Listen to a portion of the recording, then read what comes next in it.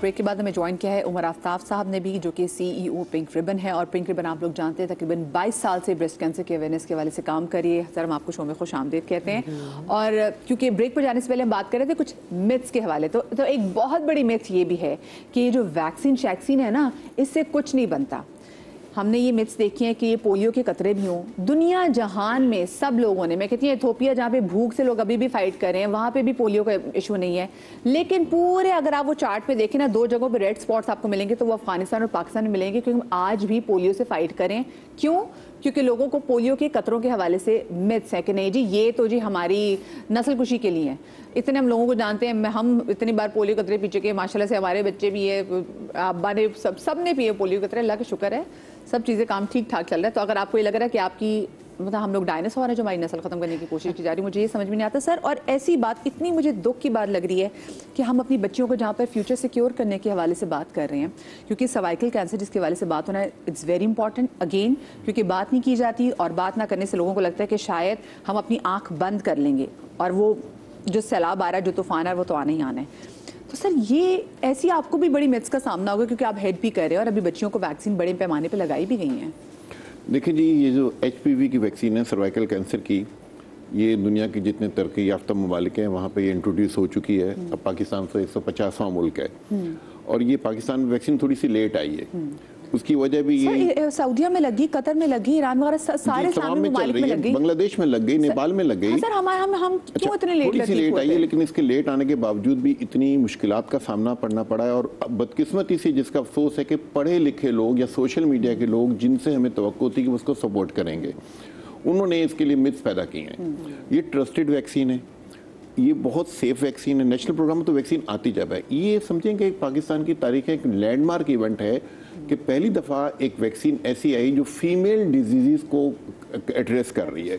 बाकी वैक्सीन तो सबके लिए ना, खसरे की वैक्सीन है, पोलियो की वैक्सीन है। तो एक ख़वातीन को जो इक्विटी कहते हैं ना, उनको भी अहमियत दी जाए, उनके अमराज को भी अहमियत दी जाए। तो एक लैंडमार्क इवेंट है जिसको हमें सेलिब्रेट करना चाहिए, वेलकम करना चाहिए। इस वक्त तक इस कैंपेन में जो 15 सितंबर से शुरू हुई थी और उसका कैचअप चल रहा है, बुध यानी 1 अक्टूबर तक 92,02,646 बच्चों को अल्हम्दुलिल्लाह ये वैक्सीन लग चुकी है, जबकि हमारा हदफ जो है तकरीबन 1,17,00,000 का है। तो अभी आज और कल कैचअप जारी है, यानी जो बच्चे रह गए उनको लगाया जा रहा है। इसके बाद ये पीर से जो मंडे से 5 अक्टूबर से ये वैक्सीन जो इलाके टारगेटेड एरिया हैं, यानी पंजाब है, सिंध है, इस्लामाबाद है और आज़ाद जम्मू कश्मीर है, यहाँ के EPI सेंटर में ये वैक्सीन मौजूद होगी लगने के लिए, इसी एज ग्रुप में 9 से 14 साल के। तो वो वालिदैन जो अभी किसी मिस का शिकार थे, उनको ये मालूम होना चाहिए कि ये इस वक्त 92 लाख बच्चों को सेफली ये वैक्सीन लग चुकी है और ये बच्चियाँ अल्हम्दुलिल्लाह अंदर फ्यूचर में जब ये बड़ी होंगी तो ये सर्वाइकल कैंसर से महफूज रहेंगी। तो हमारी बच्ची क्यों महरूम रहे इससे? बिल्कुल बिल्कुल। यानी हमारे मुल्क में बदकिस्मती से वैक्सीन की वैसी अपटेक की शरह कम है। हमारे यहाँ दुनिया की बेहतरीन वैक्सीन मौजूद हैं। हमारे जो EPI प्रोग्राम है इसमें 12 वैक्सीन अभी मौजूद हैं, लेकिन उसकी अपटेक यानी कवरेज है 70% के करीब है। हमारे बच्चों की आधी बीमारियां तो ऐसे ही खत्म हो जाएंगी हमारे जो रूटीन EPI की वैक्सीनेशन लगाएं। सिर्फ इस HPV वैक्सीन की बात नहीं है, हम तो चाह रहे हैं कि तमाम बीमारियां जिनकी वैक्सीन मौजूद है और वो वैक्सीन लगाने से हमें फायदा होता तो हमारे EPI प्रोग्राम में आएगी। 13वीं वैक्सीन है जो हमारी EPI प्रोग्राम में आ रही है। इंशाल्लाह इसके बाद मजीद वैक्सीन भी आएंगी, लेकिन शर्त ये है कि लोग इसका इस्तेमाल करें। सर बल्कि मैं तो आई रिग्रेट कि मैं शायद अभी इन लेटर ईयर्स में पैदा हो जाती, ताकि मुझे भी, क्योंकि ये बड़ी ज़रूरी है कि अभी ये 11 से 14 साल की बच्चियों को लगाई जा रही है। 9 से 14 साल की बच्चियों को लगाई जा रही है। इसके बाद जिन इलाकों में यानी पंजाब, सिंध, इस्लामाबाद में आज़ाद जम्मू कश्मीर वैक्सीन लग रही है, 1 जनवरी 2026 से हमारे EPI प्रोग्राम में इंक्लूड हो जाएगी और जो बच्ची 9 साल की होगी उसको ये वैक्सीन लगेगी। सर वैसे मुझे बताएं, आपको अर्बन एरियाज में ज़्यादा सर्वाइकल कैंसर का खतरा होता है या रूरल एरियाज में खतरा होता है? इसका ताल्लुक एग्जैक्टली एरिया से नहीं है, लेकिन लोअर सोशो इकोनॉमिक ग्रुप में ये बीमारी ज़्यादा पाई जाती है। एक कुछ बीमारियों का अपना तरीक़ेकार होता है फैलने का, सफाई सुथराई से बहुत सारे जिंदगी के तरीके होते हैं, हिफ्ज़ान सेहत के तरीके होते हैं, उनसे भी ताल्लुक होता है। तो लो सोशो इकोनॉमिक ग्रुप में ये बीमारी ज़्यादा पाई जाती है। सारी दुनिया में बीमारी मौजूद है, पाकिस्तान इससे मुबर्रा हरगिज़ नहीं है। यही वजह है जो इस्लामी ममालिक हैं, सऊदी अरब है, कतर है, कुवैत है, लीबिया है, बांग्लादेश है, उनमें भी ये वैक्सीन इसी तरीके से कई सालों से लग रही है और तमाम बच्चों को लग रही है। अच्छा, दुनिया के जो ममालिक यहाँ वैक्सीन लगनी शुरू थी, जैसे ऑस्ट्रेलिया में सबसे पहले वैक्सीन लगी थी, वहाँ ये सर्वाइकल सर्वाइकल कैंसर और एचपीवी बीमारी का खात्मा हो चुका है। और जितने वहाँ पे ये रिपोर्ट भी नहीं होता ये कैंसर? नहीं, वहाँ पे ये कैंसर नहीं है, खत्म हो गया है, क्योंकि उन्होंने कंट्रोल कर लिया है इसको। वो तमाम बच्चों को वैक्सीन लग रही है। इसी तरह बहुत सारे लोग अभी यहाँ बातें करते हैं इंग्लैंड में तो ये नहीं लग रही है, उनकी ना काफी मालूमात है। इन तमाम ममालिक में वैक्सीन प्रोग्राम में मौजूद है, तमाम बच्चों को ये वैक्सीन इस एज के लग रही है। अब हमारे मुल्क में भी माशाल्लाह अभी 92 लाख बच्चों को लग गई है। हम बाकी लोगों को उम्मीद है कि समझा के वैक्सीन लगा लेंगे। तो इसका अगर 92 लाख बच्चों को वैक्सीन लगी तो इसका मतलब है रिस्पांस अच्छा आ रहा है। दैट मींस कि अच्छा रिस्पांस नहीं, रिस्पांस अच्छा आ रहा है। 78% बच्चों को वैक्सीन अभी तक लग चुकी है, 22% बच्चे मिसिंग है। देखें, हमें जो है ना अच्छा रिस्पांस देखना है, लेकिन हम 22% बच्चों को नहीं छोड़ नेग्लेक्ट नहीं कर सकते, उनके बीमारी के लिए नहीं कर सकते, बीमारी का शिकार उनका खतरे में। पेरेंट्स को ज्यादातर क्या खतरा, उनके दिमाग में क्या मिथ्स हैं, वो किस परेशानी से आ रहे हैं? देखें, मिथ्स तो यही है कि सबसे पहले सोशल मीडिया ने हमारे मुल्क सबसे बड़ी मिथ इनफर्टिलिटी की होती है कि जी बच्चा पैदा करने की सलाहियत खत्म कर लेगी, हमारी नस्लों के खिलाफ साजिश है। ये चीज जो है ये हर चीज के साथ हम जोड़ते हैं, कोविड भी, पोलियो भी, एवरीथिंग। हाँ, सब। तो अब ये दुनिया के तमाम तरक्की याफ्ता ममालिक में लगी है, पाकिस्तान में भी लग रही है। ये वैक्सीन पाकिस्तान में आती है ना, ये हमारे मकामी माहिरीन हैं जिन पे मुश्तमिल कमेटी इस वैक्सीन का इंतखाब करती है। इसमें किसी का बाहर से कोई इन्फ्लुएंस नहीं होता है, सिर्फ मालूमात हम दुनिया भर से लेते हैं जैसे हम बाकी डॉक्टरी की चीज़ों में लेते हैं। लेकिन वैक्सीन कौन सी हमारे प्रोग्राम में आएगी इसका फैसला एक नाइटेक कमेटी है, गवर्नमेंट ऑफ पाकिस्तान ने कमेटी बनाई है, लेकिन आज़ाद कमेटी है, वो ये फैसला करती है कौन सी वैक्सीन पाकिस्तान में लगनी चाहिए। इस पर किसी का कोई इन्फ्लुएंस नहीं होता। तो ये जो बहुत सारी बातें होती हैं कि बैरूनी एजेंडा है, सस्ती क्यों दे रहे हैं, देखें वैक्सीन जो है और मुफ्त की चीज़ है तो पता नहीं क्या मुफ्त की चीज़ नहीं है। पहले ये मैं बता दूं, ये बहुत महंगी वैक्सीन है, इसको लाने में इसीलिए देर हुई है कि इतनी महंगी वैक्सीन थी, इसकी कीमत कुछ कदरे कम हुई है, क्योंकि वैक्सीन जब कोई भी दवाई बनती है, जब शुरू में बनती है बहुत महंगी होती है। तो ये महंगे जो अमीर मुल्क हैं वो पहले खरीद लेते हैं। जैसे कोविड में आपने देखा था हमें वैक्सीन देर से मिली थी, इसी तरह ये वैक्सीन भी पहले बहुत महंगी थी। $300 की एक डोज थी इसकी शुरू में।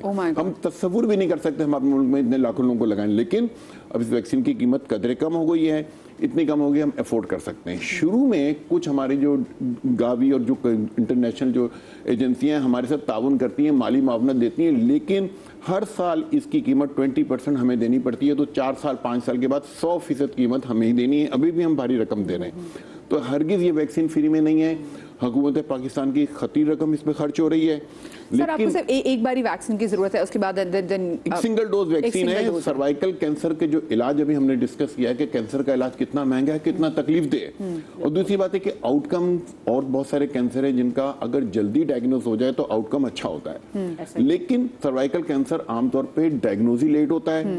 और देखें 5000 केसेस होते हैं, 3000 से ज्यादा की डेथ हो जाती है। जी जी सर, ये जो पहले वाले सेशन में आप लोगों का टारगेट था कि आपने 1 करोड़ समथिंग उनको वैक्सीन देनी है, और उसके बाद आई एम श्योर कि फिर आप अगली जो किस कैंपेन प्लान करें वो कब करें, वो इसी साल प्लान करें, अगले साल के बाकी मैं जरा वादे कर दूं, इस तरह नहीं है। ये फेजिक मैनर में वैक्सीन इंट्रोड्यूस की जा रही है। पहले मरहले में पाकिस्तान के कुछ इलाके हैं जैसे सिंध है, पंजाब है, इस्लामाबाद है, आज़ाद जम्मू, इनमें वैक्सीन इंट्रोड्यूस की गई है। इन इलाकों में ये वैक्सीन 9 से 14 साल के बच्चों को भी लग रही है, इस वक्त ये अमल जारी है।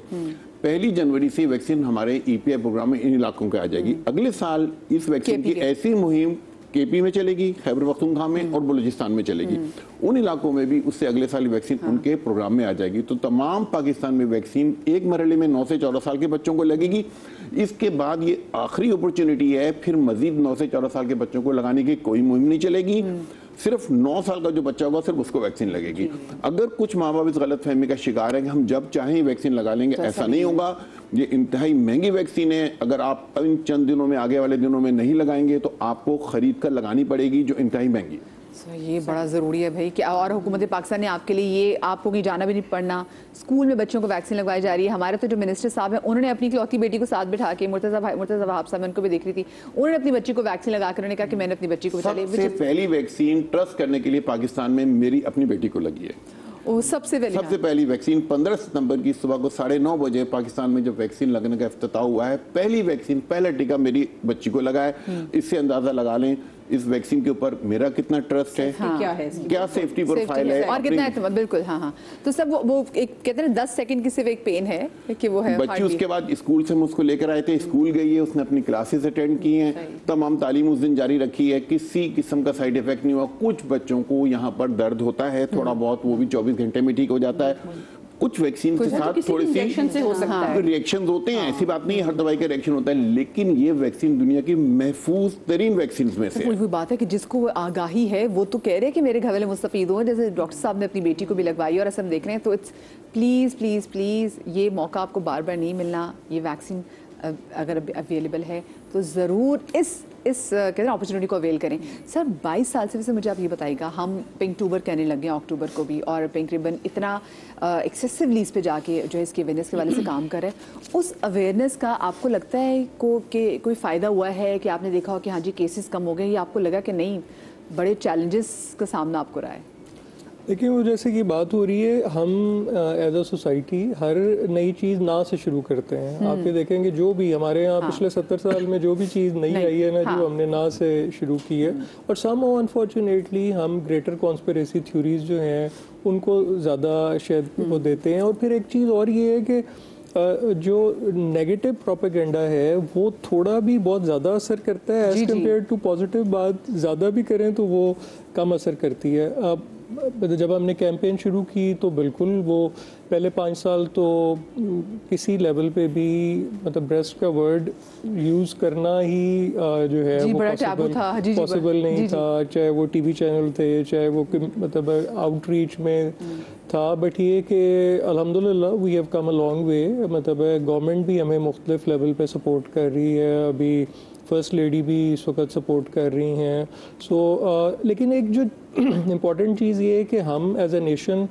हेल्थ की तरफ केयरलेस हैं, और फिर जब बात आती है फीमेल हेल्थ की तो शायद हम फीमेल हेल्थ की तरफ एज अ सोसाइटी हम और ज़्यादा जो है वो सर मुझे लगता है ध्यान भी नहीं देते। और जो खवातीन भी ना तो वो कहते हैं मैं तो ठीक हो जाऊंगी, हमारी जो घर की खवातीन होती ना वो अपने आप को तवज्जो नहीं देती वैसे। अच्छा, फिर और एक चीज़ जो हमने देखी वो ये कि जी ठीक है, मतलब जो डिनाइल एनर्जी वो कोई 3 लेवल के ऊपर है। पहले तो ये है कि हर खातून को ये लगता है कि ये ब्रेस्ट कैंसर जो है ये किसी और के लिए है, मेरे लिए नहीं है। मतलब ये मैं आपको एक कॉमन हम जब ख़वातीन, हमने पिछले कुछ अरसे में पढ़ी लिखी ख़वातीन में एक सर्वे किया ये देखने के लिए इस अवेयरनेस से कितना फ़र्क पड़ा है, और कितनी पढ़ी लिखी एजुकेटेड ख़वातीन जो हैं वो अर्ली डिटेक्शन का कोई भी तरीका इख्तियार कर रही हैं।